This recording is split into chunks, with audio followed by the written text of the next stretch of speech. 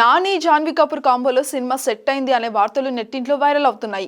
శ్రీకాంత్ వద్దిలా నాని కాంబోలో వచ్చిన దసరా సినిమా 100 కోట్ల క్లబ్ లో చేరిన సంగతి మనకు తెలిసిందే. ఇక ఈ మూవీతో నాని తనలోని మాస్ యాంగిల్ ని కూడా చూపించాడు. అయితే శ్రీకాంత్ వద్దులకు ఫస్ట్ ఛాన్స్ ఇచ్చిన నాని నిర్ణయం అందరూ సాహసమే అని అన్నారు. కానీ రిజల్ట్ చూసి అంతా షాక్ అయ్యారు. దసరాతో శ్రీకాంత్ బ్లాక్ బస్టర్ కొట్టేశారు.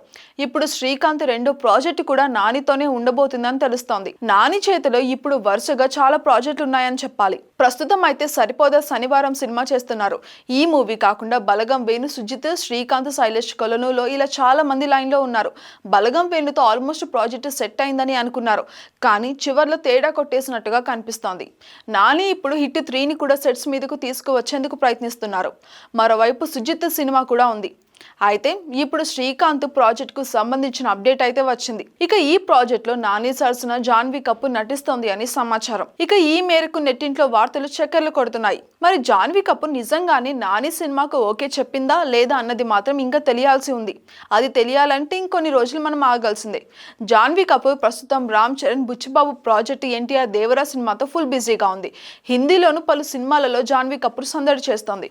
చూస్తుంటే జాన్వీ కపూర్ తన ఫోకస్ ఎక్కువగా తెలుగు సినిమాల మీద పెట్టినట్టుగానే కనిపిస్తోంది. జాన్వీ కపూర్ కు మొదటి కమర్షియల్ హిట్ తెలుగులోనే వచ్చేలాగా ఉంది. దేవరాతో జాన్వీ ఫేట్ అంతా మారిపోయేలా ఉంది. త్వరలోనే దేవరా నుంచి మంచి రొమాంటిక్ సాంగ్స్ కూడా రానుందని టాక్ అయితే వినిపిస్తోంది.